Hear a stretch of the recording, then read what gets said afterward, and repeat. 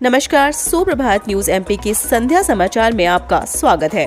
खबर को शुरू करने से पहले आप सभी से निवेदन है कि इस वीडियो को लाइक करके चैनल को सब्सक्राइब जरूर करें। तो चलिए शुरू करते हैं आज शाम की मुख्य खबरें। बिजली उपभोक्ताओं के लिए बड़ी खबर, बिजली बिल में मिलेगी 30% की छूट। मध्य प्रदेश के बिजली उपभोक्ताओं के लिए बड़ी खबर है। राज्य शासन द्वारा बिजली बिल में 30% की छूट दी जा सकती है। दरअसल शनिवार 14 मई को नेशनल लोक अदालत आयोजित किया जाना है, जिसमें बिजली के बकाया प्रकरणों का निराकरण किया जाएगा। वहीं मध्य प्रदेश पश्चिम क्षेत्र विद्युत वितरण कंपनी के लिए तैयार की जा रही है। जानकारी के मुताबिक मालवा और निमाड़ के 44 स्थान पर आयोजित होने वाली नेशनल लोक अदालत में बिजली के बकाया प्रकरण के समाधान के लिए प्रयास किए जाएंगे। वहीं लोक अदालत में प्री लिटिगेशन स्तर के प्रकरण के सिविल दायित्व मूल राशि प्रतिशत की छूट दी जाएगी। इसके साथ ही साथ ब्याज में 100% की छूट मिलेगी। 9वीं से 12वीं तक के शाला त्यागी विद्यार्थी आ लौट चले योजना का उठाएं लाभ। लोक शिक्षण संचालनालय द्वारा समग्र शिक्षा अभियान के अंतर्गत कक्षा 9वीं से 12वीं तक के ड्रॉप आउट शाला त्यागी विद्यार्थियों को पुनः स्कूल शिक्षा की मुख्यधारा में लाने के लिए आ लौट चले योजना गत माह से प्रारंभ की गई है। इस योजना के तहत पूर्व में लोक शिक्षण संचालनालय द्वारा उपलब्ध कराई गई ड्रॉप आउट की सूची में शामिल विद्यार्थियों को उनका समग्र आईडी डालकर एमपी ऑनलाइन के माध्यम से कक्षा 10वीं एवं 12वीं की परीक्षा के लिए फॉर्म भरने की सुविधा दी गई थी। अब फिर से इस प्रक्रिया के लिए आवेदन शुरू होंगे। कई प्राचार्यों एवं जिला शिक्षा अधिकारियों ने बताया कि इस पद्धति से परीक्षा फॉर्म भरने में कठिनाई का सामना करना पड़ा है। आ लौट चले योजना में परीक्षा फॉर्म भरने के लिए सरलीकृत निर्देश लोक शिक्षण संचालनालय को सहमति से जारी किए जाते हैं। ऐसे सभी विद्यार्थी जिनका माध्यमिक शिक्षा मंडल में जीवित नामांकन है, उन्हें नामांकन क्रमांक दर्शाने वाले प्रपत्र अपलोड करना होगा। ऐसे सभी विद्यार्थी जिन्होंने 1 जनवरी 2022 को 14 वर्ष की आयु पूर्ण कर ली है लेकिन 18 वर्ष के नहीं हुए हैं, वे इस योजना के लिए पात्र होंगे। किसान सौर ऊर्जा संयंत्र लगाएगा तो 30% खर्च उठाएगी सरकार। मध्य प्रदेश में किसान सौर ऊर्जा संयंत्र लगाता है तो उसका 30% खर्च सरकार उठाएगी। 25 साल तक उत्पादित बिजली भी खरीदेगी। इसके लिए 1250 मेगावाट क्षमता के सौर ऊर्जा संयंत्र की स्थापना की जाएगी। मुख्यमंत्री शिवराज सिंह चौहान की अध्यक्षता में बुधवार को मंत्रालय में कैबिनेट बैठक में प्रधानमंत्री कृषि ऊर्जा सुरक्षा एवं उत्थान महाअभियान योजना के अंतर्गत 7,996 कृषि फीडर को सौर ऊर्जा से ऊर्जीकृत करने की योजना को मंजूरी दी गई। इससे 2.25 लाख किसानों के पंप सौर ऊर्जा से चलेंगे। बोर्ड कंपार्टमेंट परीक्षा कक्षा 10 और 12 पूरक परीक्षा के लिए रजिस्ट्रेशन mpbsc.nic.in पर शुरू। मध्य प्रदेश माध्यमिक शिक्षा बोर्ड MPBSC ने मंगलवार को कक्षा 10 और 12 के लिए MP बोर्ड पूरक परीक्षा 2022 के लिए रजिस्ट्रेशन की प्रक्रिया शुरू कर दी है।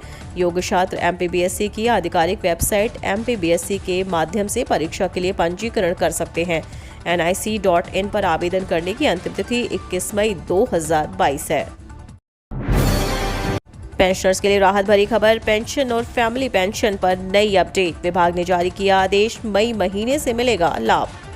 केंद्र सरकार ने एक तरफ जहां 5वें, 6वें और 7वें केंद्रीय कर्मचारियों के लिए DA वृद्धि की घोषणा की है, वहीं अब पेंशनर्स को भी लाभ दिया गया है। दरअसल पेंशनर्स के DR में वृद्धि के साथ ही साथ अब उनकी ग्रेच्युइटी लाभ पर बड़ी घोषणा की गई है। पेंशनभोगी और पारिवारिक पेंशन के सभी पेंशनर्स और उनके परिवार को इसका लाभ मिलेगा। पेट्रोल डीजल रेट, केंद्र के आग्रह के बाद भी नहीं घटे MP में ईंधन के दाम, जाने प्रदेश के सभी शहरों का हाल। हाल ही में प्रधानमंत्री नरेंद्र मोदी ने राज्य सरकार से पेट्रोल डीजल पर लगाए जाने वाले वैट को कम करने का आग्रह किया था, लेकिन अब तक कोई भी बदलाव ईंधन के दामों में नहीं हुए हैं। अब भी पेट्रोल की कीमत 100 रुपए से अधिक है। हालांकि राज्य सरकार यदि राज्य वैट को कम करती है तो जनता को राहत मिल सकती है, लेकिन अब तक मध्य प्रदेश शासन द्वारा ऐसे कोई कदम नहीं उठाए गए। 5 राज्य सरकारें पेट्रोल डीजल पर सबसे अधिक टैक्स लगाती हैं, जिसमें 5वें नंबर पर मध्य प्रदेश का नाम भी आता है। हालांकि इस लिस्ट में टॉप पर महाराष्ट्र सरकार है, तो वहीं आज मध्य प्रदेश के ईंधन के कारोबार की बात करें तो इसमें कोई बदलाव नहीं हुए हैं। पिछले दिन की तरह आज भी प्रदेश में ईंधन की औसतन कीमत 119.21 रुपये रही, तो वहीं डीजल की कीमत 102.16 रुपये प्रति लीटर दर्ज की गई। मध्य प्रदेश पुलिस में भर्ती के लिए गर्मी में 5,000 विद्यार्थी लगाएंगे दौड़। पुलिस में भर्ती होने का सपना रखने वाले विद्यार्थियों को भीषण गर्मी में दौड़ लगानी होगी। 8 मई से आरक्षक भर्ती प्रक्रिया के तहत लिखित परीक्षा पास करने वाले विद्यार्थी फिजिकल टेस्ट में हिस्सा लेंगे। पुलिस प्रशिक्षण महाविद्यालय के ग्राउंड पर टेस्ट होगा। इसे लेकर इन दिनों तैयारियों को अंतिम रूप दिया जा रहा है। कुल 5000 विद्यार्थी टेस्ट में शामिल होंगे। इसमें लड़के लड़कियां दोनों शामिल हैं। पुलिस प्रशिक्षण महाविद्यालय के ग्राउंड पर 8 मई से आरक्षक भर्ती परीक्षा के तहत लिखित परीक्षा पास करने वाले विद्यार्थियों का फिजिकल टेस्ट होगा। इसके लिए तैयारी की जा रही है। एमपी में बढ़ रही परेशानी, संगठन ने कहा निर्मम अफसरशाही का शिकार हो रहे शिक्षक, नहीं मिल रहा लाभ। मध्य प्रदेश के लोक शिक्षण संचालनालय भोपाल कार्यालय में पदस्थ अफसरों के निर्मम अफसरशाही का शिकार एमपी के शिक्षक हो रहे हैं। ऐसा कहना है शिक्षक संगठन का। आए दिन ऐसे मामले सामने आ रहे हैं जहां कर्मचारियों को परेशानी का सामना करना पड़ रहा है। इसको लेकर अब शिक्षक संगठन ने पत्र लिखा है। वहीं मध्य प्रदेश शासकीय अध्यापक संगठन ने लोक शिक्षण संचालनालय की कार्यव्यवस्था पर बड़े आरोप लगाए हैं। 3 सिस्टम एक्टिव, पश्चिम विक्षोभ का असर, 10 जिलों में बूंदाबांदी की चेतावनी, येलो अलर्ट। मध्य प्रदेश में मौसम में बदलाव देखने को मिल रहा है। कई राज्यों में प्री मानसून एक्टिविटी के कारण तेज हवा चल रही है। साथ ही आसमान में बादल घिरे रहने की वजह से जनजीवन सामान्य बना हुआ है। दरअसल बीते सप्ताह मध्य प्रदेश में तापमान बढ़कर 44 डिग्री सेल्सियस तक पहुंच गया था। इसी बीच आज गुरुवार 5 मई को चमक के साथ 12 जिलों में बारिश और गरज चमक की संभावना जताई गई है। शेयर बाजार लुढ़का, सोने के रेट में हुई मामूली बढ़ोतरी।